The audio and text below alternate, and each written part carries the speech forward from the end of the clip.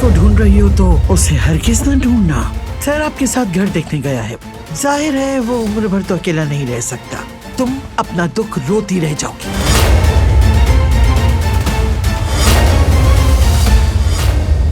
इस घर से तुम्हारा दूर जाना बेहतर रहेगा और मैं ये करके रहूंगा, तुम फिक्र मत करो। ठीक है। तुम्हें जाते देखना बहुत मुश्किल है।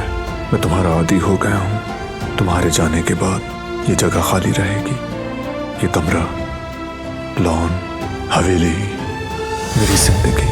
इस दिल को तुम्हारा आदी बनाकर तुम्हें रुखसत करना बहुत मुश्किल है, मगर जो हो रहा है ठीक हो रहा है और मैं तुम्हारी खुशी में खुश हूँ। मैं तुम्हारी खुशी के लिए कुछ भी कर सकता हूँ। मैं इतना आम नहीं हूँ, तुम आम हो।